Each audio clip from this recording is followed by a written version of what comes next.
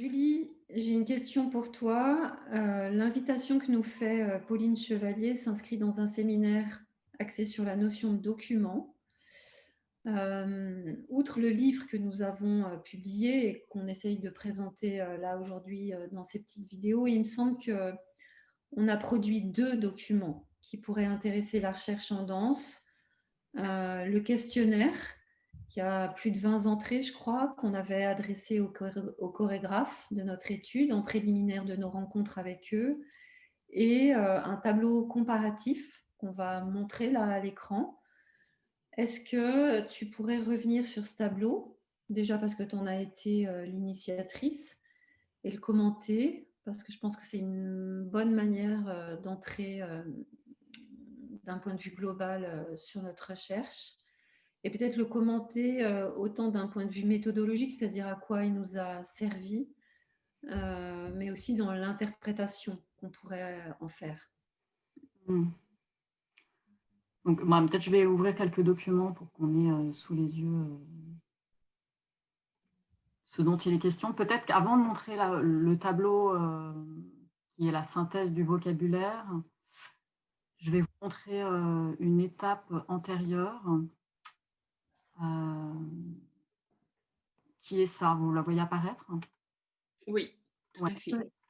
Donc ça, c'était un peu notre petite cuisine interne, je dirais. C'est-à-dire que, bon, je réexplique brièvement, mais on avait donc fait 10 exposés de chorégraphes répondant donc à ce questionnaire initial qu'Ivan vient d'évoquer, questionnaire qui est publié à la fin de l'ouvrage en annexe. Et donc, ces 10 exposés avaient été retranscrits et on travaillait à partir de cette matière. Il faut rappeler en fait qu'au départ, on ne savait pas, on n'avait pas anticipé qu'on ferait un vocabulaire de la composition. Cette idée est apparue au fil du processus, parce qu'en relisant tous ces exposés, on s'est dit qu'une façon de mettre en valeur les rapprochements et les débats qui avaient eu lieu à l'occasion de ces exposés, on pourrait commencer à extraire des notions qui nous semblaient importantes, saillantes pour chacun des chorégraphes, parce qu'il ne s'agissait pas de publier l'ensemble de l'exposé, mais plutôt de mettre en évidence des moments importants qui nous semblaient pouvoir aussi être utiles, au-delà des 10 chorégraphes, être utiles pour penser la composition aujourd'hui. Donc, il ne s'agissait pas de faire uniquement un portrait de 10 chorégraphes et leur façon de travailler, mais au-delà de ça, de fournir une sorte d'outil, d'ouvrage-outil, et donc d'extraire des items, on va dire.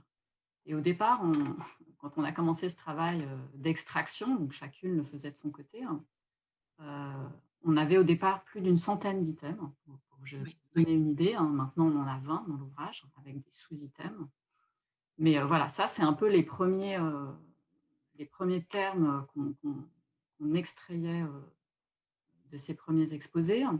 Et tout ce que vous voyez qui est raturé, ou les commentaires à côté, c'est en fait le fruit de mes notes à l'occasion d'une réunion à 3, où dans le débat et l'échange, on éliminait certains termes, ou pour parfois faire fusionner un terme avec un autre. Puisqu'en fait, évidemment, quand on reprenait les exposés de chacun, on avait des terminologies propres à chacun, parfois très, très spécifiques. Mais petit à petit, on arrive à la conclusion qu'il fallait quand même rapprocher des terminologies, certes apparemment différentes, mais qui renvoyaient à des réalités très proches. Donc voilà, on a travaillé comme ça. Voilà, par exemple, on voit là que durée est devenue temps du travail. Enfin voilà, il y a une hypothèse autour de temps du travail, que écriture a été raturée pour qu'on l'a sortie du glossaire. Certains thèmes sont sortis du glossaire. Peut-être concernant, plus proche peut-être du sujet de l'atelier, on voit qu'il y avait une entrée déplacement, entre parenthèses trajectoire et dessin. Et puis, voilà, c'est devenu trajectoire finalement. Et au final, bon, il n'y a pas la suite, mais c'est finalement dans le chapitre espace, il y a une sous-partie trajectoire. Voilà, il y a une sorte de, comme ça, un travail à tâtons, en fait, je dirais, d'examen des discours et des analyses faites par les chorégraphes, voilà, pour aboutir à ça. Pour aboutir à finalement quelque chose qui est ce tableau, vous le voyez? Oui, très bien même. Donc ce tableau qui est publié dans l'ouvrage et qui est voilà, qui présente les 20, les 20 entrées du vocabulaire avec les sous-entrées. Et effectivement, enfin, comme le disait Ivan, ce tableau était une sorte de méthode en fait pour y voir clair, parce qu'il faut imaginer qu'on avait vraiment une masse enfin voilà, on avait à peu près 70 pages pour chaque chorégraphe, hein, donc 70 pages de texte. Donc voilà, il y avait besoin à un moment en tout cas moi, ce tableau m'aidait à comprendre où on allait, à comprendre aussi si derrière une notion, il y avait seulement un artiste. Donc dans la ligne du haut, vous voyez que c'est les initiales du nom des artistes. Voilà, de comprendre si derrière une notion, il y avait seulement un artiste ou énormément d'artistes. Enfin, je trouvais ça aussi assez parlant de voir comment autour d'une même notion, il y avait un débat peut-être seulement entre deux des artistes de notre corpus ou au contraire entre tous. Et puis, en fait, ce tableau, il y en a eu, je ne sais plus combien de versions, mais je ne sais pas si vous en souvenez, mais il y a eu, je sais pas, une vingtaine de versions de ce tableau, puisque en particulier les sous-entrées ont évolué énormément au fil du temps, enfin, plus ou moins, je dirais quand même, selon les entrées. Et puis, voilà, il y a parfois, comme vous voyez, il y a parfois des sous-entrées, c'est-à-dire qu'on a dû sous-thématiser à l'intérieur d'une thématique, alors que parfois c'est classé, par exemple, choisir, il n'y a pas de sous-thématique, mais il y a eu une étape où il y a eu une sous-thématique, je crois. Oui. On a décidé d'enlever des sous-thématiques, et puis à l'intérieur, donc les témoignages des artistes sont classés soit par ordre alphabétique, soit dans un ordre qui n'est pas alphabétique, mais qui nous semblait voilà, permettre de penser les liens entre les artistes de manière plus subtile. Et en fait, sur l'idée des sous-thématiques, en fait, des fois, ça faisait sens de les garder parce que les discours étaient vraiment, les chorégraphes discernaient vraiment eux-mêmes les sous-thématiques. Et des fois, c'est nous qui discernions des sous-thématiques dans une notion, mais finalement, le discours des chorégraphes était tellement mêlé entre les trois thématiques que extraire en fait des bouts de phrases n'avait plus aucun sens. Voilà, c'est pour ça qu'on les a enlevés en fait. Oui, c'est vrai que c'est un problème, enfin un problème, une difficulté méthodologique qu'on a rencontrée souvent, quoi. Évidemment, dans un même passage, il peut y avoir énormément de données, de réflexions. Et nous, le travail d'analyse, donc, qui consiste à séparer les notions, n'est pas forcément compatible avec le fait de séparer un bout d'exposé qui, au contraire, lui, montre comment toutes les notions sont imbriquées. Et ça, c'est peut-être l'autre idée sur laquelle il faut insister. Je vais vous montrer peut-être là plutôt le sommaire. Le sommaire, finalement, est ce tableau en moins détaillé, on pourrait dire. En tout cas, on retrouve ici, dans les deux colonnes centrales, ce tableau présenté autrement. J'ai perdu le fil de ce que j'étais en train de vous dire. C'est pas grave. Moi, je peux rajouter une Ouais. chose sur le tableau que ne propose pas le sommaire. C'est que c'est une approche comparative et tout le travail a consisté à essayer de mettre en regard, mettre en perspective les manières de faire de chacun sur des opérations distinctes de composition en danse. Et ce que ça nous permettait de voir, c'était que, par exemple, la notion d'adresser, adresser un travail et comment on l'intègre dans un travail de composition, finalement, tous s'y frottent. Ou alors, on l'a dit, hein, il y a eu des versions successives du tableau. Par exemple, il nous est arrivé d'avoir des trous, c'est-à-dire que parmi les 10 chorégraphes, justement sur la question de l'adresse, on s'est rendu compte qu'il y en avait peut-être un ou deux où on ne trouvait rien de ce qu'il nous avait expliqué de son travail de composition qui pouvait concerner l'adresse. Et donc, quand on est retourné les voir, hein, puisqu'on a travaillé en deux temps, d'abord, c'est eux qui sont venus nous parler sur la base d'un questionnaire, et ensuite, c'est nous qui sommes allés les voir individuellement pour essayer de compléter ce qu'ils nous avaient dit et qui nous paraissait manquer. eh bien, le tableau, enfin, on s'est appuyé sur le tableau et ça a orienté les entretiens individuels qu'on a menés avec eux quand on trouvait suspecte qu'un chorégraphe ne soit pas concerné par la notion d'adresse et on voulait le vérifier. Donc, parfois, ça l'intéressait et dans le cadre de son premier exposé, il ne l'avait pas formulé. Et puis parfois, les cases restaient blanches, c'est-à-dire que la notion de juxtaposition, dans l'assemblage, il n'y en a qu'un qui visiblement procède de la sorte, ou en tous les cas qu'on a rangé sous cette sous-catégorie, c'est Daniel Linéal. Voilà, etc. Donc il y a un côté un peu froid et objectif du tableau. D'ailleurs, au début, moi, je sais que c'était un outil que j'utilisais très peu. Et puis, aujourd'hui, je dois dire qu'avec le recul et puis même dans l'avancement de notre recherche, c'est un objet et un document et un outil de travail dont j'ai aimé me servir. Oui, ce que je voulais compléter, en fait, c'est que, évidemment, ce tableau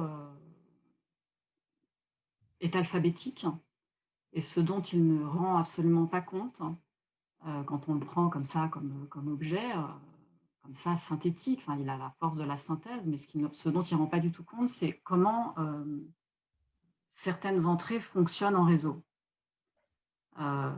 Donc, si on avait fait une organisation non pas alphabétique, mais plutôt thématique, enfin, comment dire, ou logique, on aurait sans doute organisé autrement les items.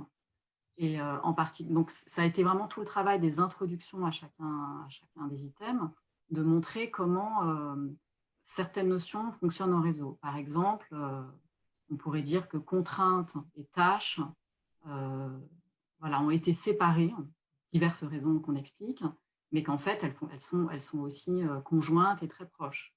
Ou que choisir et indétermination, on a eu énormément de débats sur le fait de séparer ou pas ces deux entrées fonctionnent en réseau. Donc voilà, il y a en fait tout un espace et in situ où on pourrait donc en fait dessiner non pas un tableau mais une sorte de schéma beaucoup plus courbe qui rendrait compte par des lignes, des liens entre du fonctionnement en réseau. C'est vrai que ce schéma, on ne l'a finalement jamais figuré manuel. Enfin, on aurait pu le dessiner en fait. Je ne sais pas pourquoi, ça n'a pas été notre mode d'entrer dans la réflexion que de figurer ce schéma, mais on a beaucoup de documents ou d'échanges de mails où on disait attention, telle entrée fonctionne en réseau avec telle autre. Donc, il faut essayer à la fois de signaler, mais qu'il n'y ait pas trop de répétition entre une entrée et l'autre. Et bon, ça, c'était vraiment aussi extrêmement stimulant de voir ce fonctionnement en réseau. Et aussi, ce dont le vocabulaire ou le tableau ne rend pas vraiment compte, c'est, parce qu'il a l'air de mettre au même niveau les choses, c'est que peut-être il y a différentes natures d'items. Donc peut-être je vais juste le mentionner. Il me semble qu'il y a des items qui renvoient plutôt à la structuration de l'œuvre, c'est-à-dire à la composition comme agencement. Donc ce serait les entrées assemblée, dramaturgie, structure, musique. Il y a d'autres items qui renvoient plutôt à des processus ou à des pratiques compositionnelles qui vont conduire à générer du matériau. C'est le cas de choisir, de citer, de contraintes, de partitions, de pratiques, de rythmes, de tâches, de transposer, et évidemment de matériaux, générer du matériau. Ça, c'est un deuxième sorte. La troisième sorte, c'est plutôt des items qui renvoient à des contextes de création qui vont influer sur l'évolution du processus et de la conception de la composition. Donc derrière ces il y a comme contexte, on a l'entrée collectif, on a l'entrée contexte, même contexte de travail. In situ aussi, on pourrait dire, se situe un peu de ce côté-là. Et puis, on a un autre type d'entrées qui sont plutôt du côté des enjeux esthétiques, compositionnels. Et là, on a adressé, comme vient de le nommer Ivan, on a dramaturgie. Voilà, et ces enjeux, où là, on est plutôt dans des entrées où ces enjeux esthétiques viennent organiser la façon de créer des matériaux, enfin de générer des matériaux et de structurer l'œuvre. Donc voilà, ça c'est aussi, on pourrait aussi refaire un autre schéma, notre Oui. tableau qui viendrait ordonner autrement que l'ordre alphabétique, qui finalement est un ordre assez convenu et qui convient à l'idée du vocabulaire, mais qui ne rend pas compte de toutes ces réflexions qu'on a pu avoir quand on a établi ces différentes notions. Oui, Et ouais. je pense que du coup, il y aurait eu des partitions aussi de chapitres, sachant que dans Rythme, par exemple, il y a autant une opération qui se joue sur le matériau que sur la macrostructure d'une pièce. Voilà, donc on aurait eu des scissions de chapitres qu'il aurait fallu réordonner autrement. Mais bon, pourquoi pas un autre livre, hein. Voilà. Non, mais ce qu'il faut dire, c'est que ce qu'on est en train d'évoquer là, une autre manière de structurer notre livre finalement, ou notre étude, apparaît dans l'introduction à chacun des chapitres. Tu l'as dit, Julie, mais je le répète, c'est-à-dire que c'est des choses dont on a eu conscience dans le cadre du travail qu'on a mené et dont on a rendu compte, non pas dans la structure du livre, mais finalement dans nos textes. Oui, tout à fait.